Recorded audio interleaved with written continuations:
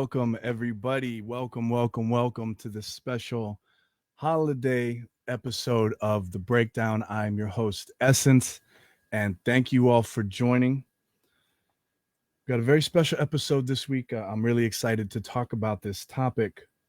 Um, the breakdown today this episode's all about going native. So I'm going to explain a little bit more in depth about what that means and how this can help you with your video content, especially if you understand the history of some of these platforms and their goals. I know recently we talked about the expansion into the metaverse briefly with what Facebook is doing, but I'm going to get into some really interesting things later today about the history of some of these platforms. Very briefly, I know sometimes when people think history, their eyes kind of gloss over and they think back to high school history class. This is not what I'm talking about. This is something really interesting and exciting, and it's really going to help you learn how to promote what you're doing if you understand the purposes of the platform you're on.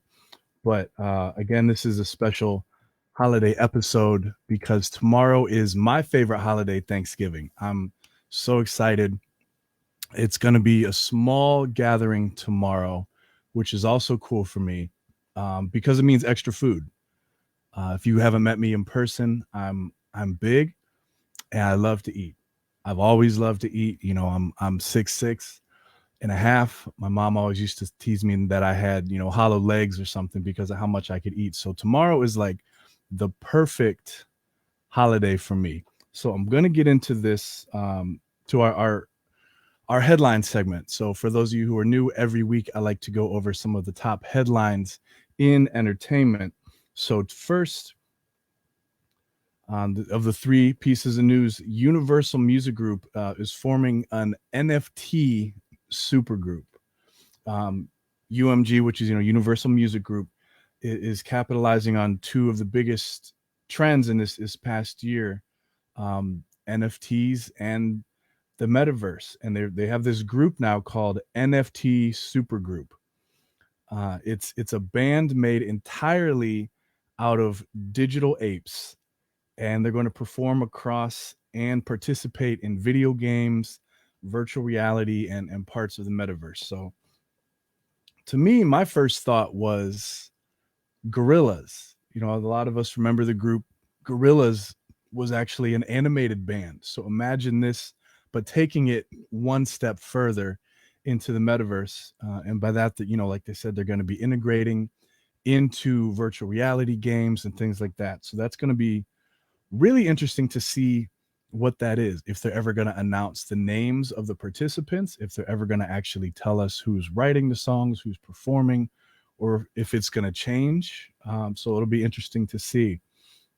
Next, Warner Music Group reports accelerating streaming revenue, and they cite TikTok, Facebook, and Peloton as some of the main sources. So it's not always the traditional outlets, but Facebook, TikTok is not a surprise to us, but Peloton is really interesting. I worked out, well, I can't really get too much into details, but anyone who's collecting their royalties, any songwriters or producers out there, make sure you are collecting from every organization you can, the MLC, Harry Fox Agency Music Reports, because some of these have deals with Peloton and they will help you collect if your music is streamed. So especially if you have a workout song and people are listening to it, you got to make sure that you're collecting. So make sure you sign up. And if you have any questions about royalties, anything like that, please leave a message in the comments, DM me on social media, reach out. I'd be happy to help and point you in the right direction.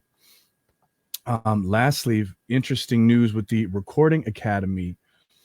They have, under a little bit of public scrutiny, because two of the people who've been nominated for Grammys this year are two men who've had a recent, I don't want to say brief, but a recent history in the news with sexual misconduct allegations in Marilyn Manson and Louis C.K.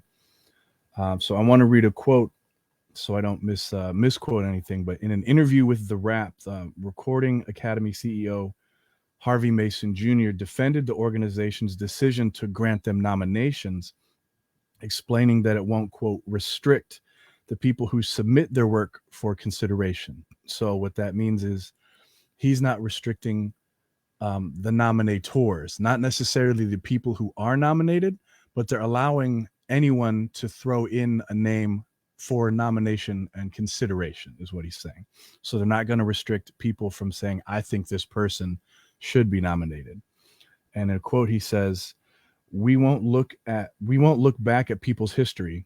We won't look at their criminal record. We won't look at anything other than the legality within our rules of, is this recording for this work eligible based on date and other criteria?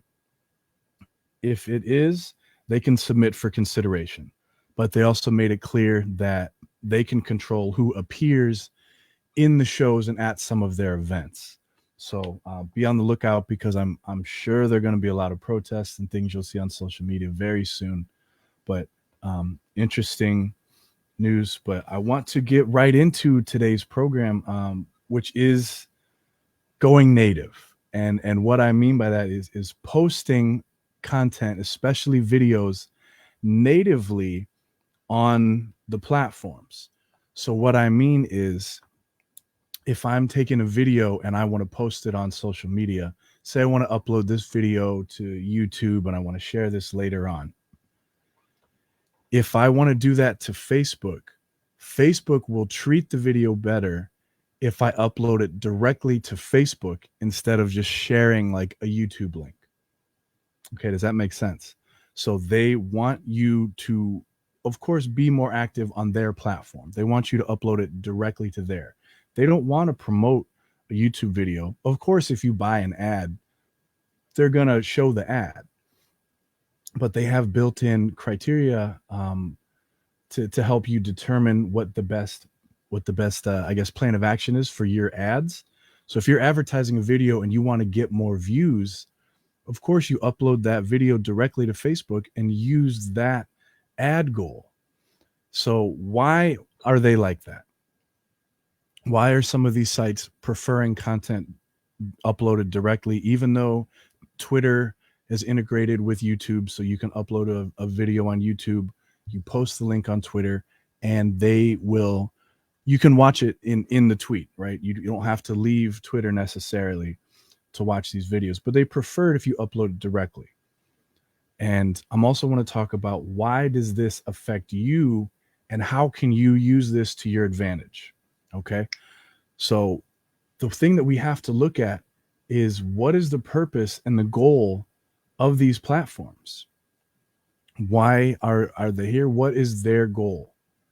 Once you understand their goal, it makes everything so much easier. You'll understand the changes that they make. You'll understand the updates. You'll understand when they switch layouts around and add new features. It all makes sense. Of course, the very basic, simplest explanation is they want you on the platform longer. Of course, they want you on the platform longer so they can show you more ads. Of course, that's the same way that radio is. Radio plays music that people like over and over again, because statistically people listen to and like songs that they've heard before rather than all new music every time. Not everyone is like that, of course, but a lot of people are. And radio knows this. So they keep playing some of these same songs over, knowing you're going to stick around if you hear your favorite song. If you stick around to hear it, then they have more opportunities to show you ads, right? So that's that same kind of concept. You know, recently when I was on Instagram, I think it's like every 5th post is an ad. Personally, I don't mind, because some of the ads that I've seen on Instagram, I've actually bought some of them, or I've learned some things from them. So to a degree, I'm not bothered by it, because I also understand that these companies need revenue to operate.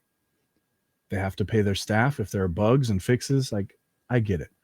But back on topic, why is it important to understand these things? So we'll talk about some of the bigger main platforms, right? Facebook wants you to stick around as long as possible, as we've said. But if you understand what their goal is, Facebook was all about connecting people. That's how it started. Connecting college students. You had to have a college email when you first joined it. That's what, I was a senior in high school, I think. And I remember my freshman year in college is when they started to open up to high school students and then to everyone. But you needed a college email address. So it's about connecting. They want people to connect with each other.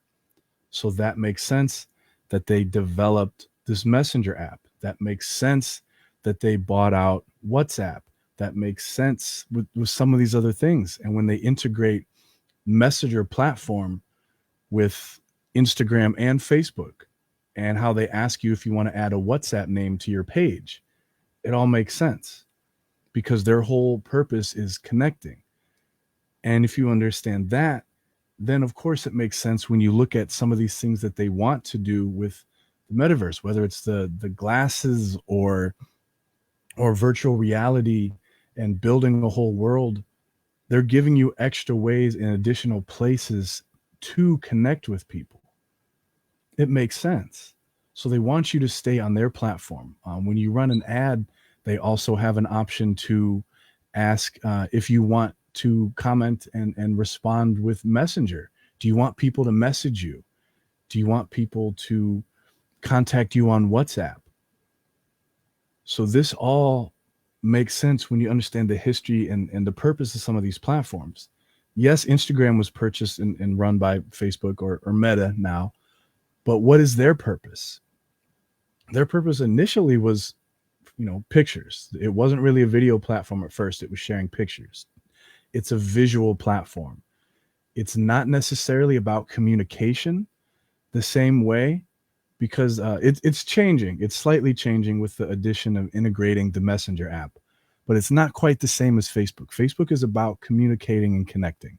That's why they have Messenger. That's why they have longer chats. They want you to share posts on your wall, things like that. As of right now, I can't go to someone else's Instagram page and share that to my feed. I can share it in my story, but it's not. There's no way to share it to my page. So it's more about content, and it's changing to video now too. It's always been a visual platform. Always been a visual platform. So when they added videos, that was a big deal. When they updated videos to from 60 seconds to now you can go longer with Instagram TV. I think it was 10 minutes at first. So that was a big thing. They wanted people to create episodes and long form video, but not too long. They know if people wanted something longer, they could go to YouTube and other places. So they're still working within their original plan. They don't want to become YouTube. They're not trying to be the next big video platform. Even though they have a focus on video, it's still about visual communication. But with that, when you look at some of the other changes that they're making and additions like shopping, that just kind of makes sense. If it's visual, if they want you to advertise, if they want you to show off what you're wearing, if they want you to show off, and where you're going, not necessarily show off, but, showcase, I should say.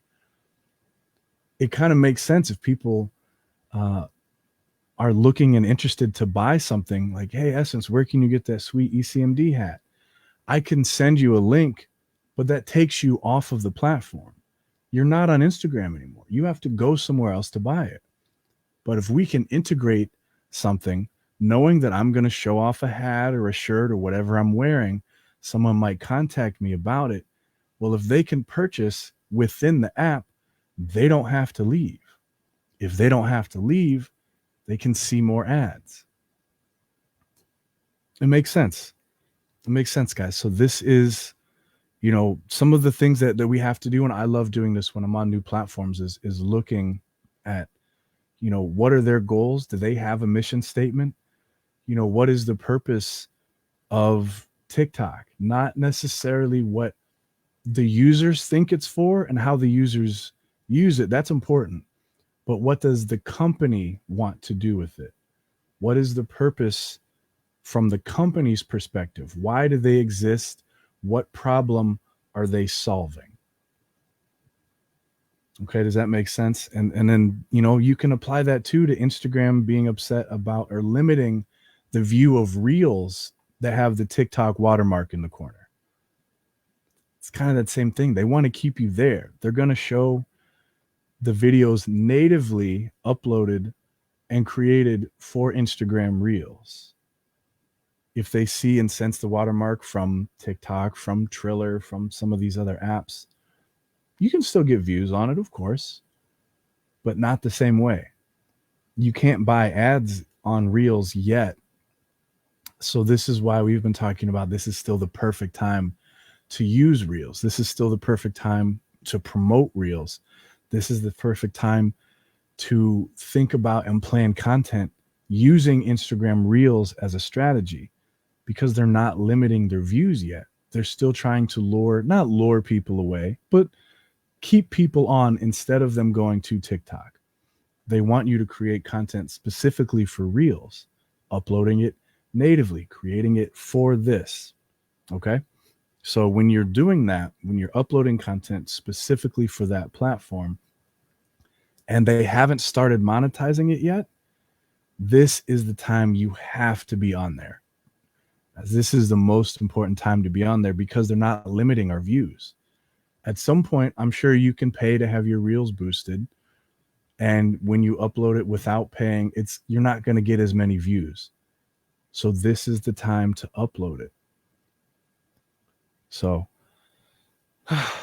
guys, thank you for tuning in. I could go on about this for hours, for real, because it's so fascinating to me looking at companies and how they've evolved, how they changed, how Facebook was just for college students until they realized how many other people want to connect, how many graduates, how many people from your high school class didn't have a college account that you want to connect with. They want to connect the world.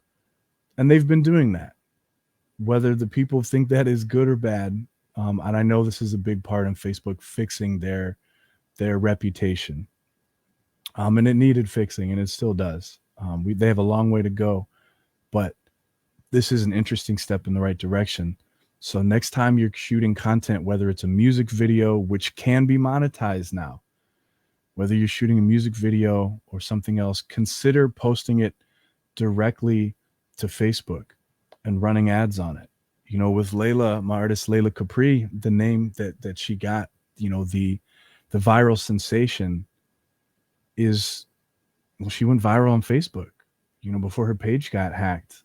You know, she had millions of views from videos. Some of these videos went viral.